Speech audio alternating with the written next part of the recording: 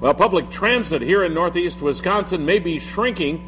That's if taxpayer money is not approved to keep the current service in place. And that could mean a new sales tax. Legislators are looking at proposing the tax in certain communities to pay for the transit funding gap. Fox 11's Ryan Dietz has balanced coverage. It may cost you a little more for public transit, not when you board the bus, but when you're in the checkout line. Because this year's census should show a bigger population, that means potentially more riders. And Green Bay and the Fox cities could lose some federal assistance because of that. That could leave a $1.5 million hole for the Valley, and the Green Bay area could lose $1 million. The burden could then fall on taxpayers. It gives the citizens the opportunity to support their public transportation system through a limited sales tax. The additional sales tax would be a maximum of 0.5%. Officials say the tax could be as low as 0.1% in Green Bay and Appleton. Appleton Mayor Tim Hanna says without the tax, public transit will suffer. So without another potential source of revenue, you would probably be looking at dramatic changes in public transportation. If the bill makes it through the legislature, each city council will have to approve it. Citizens would then vote on it in a referendum.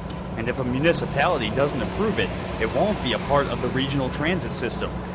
We raised the issue on Facebook and got dozens of responses. One commenter wrote, "Make those who use it pay for it, raise bus fares." But on the flip side, another wrote, "Yes, some of us need good public transportation."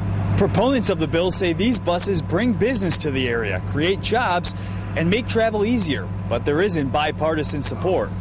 I can't buy it. Republican State Senator Robert Coles thinks the regional transit systems need to work more efficiently. Well, I'm concerned about another level of government. One, I'm concerned that they haven't explored all the options.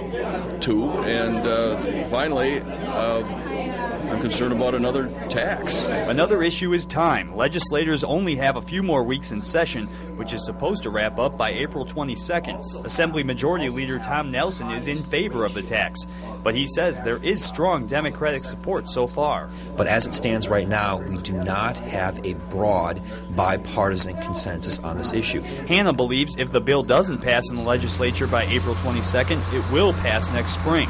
And then it will be up to the voters to decide if current transit service should stay or leave the station. Ryan Dietz, Fox 11 News. Appleton leaders say any tax collected more than needed to fill the federal gap will be returned as property tax relief.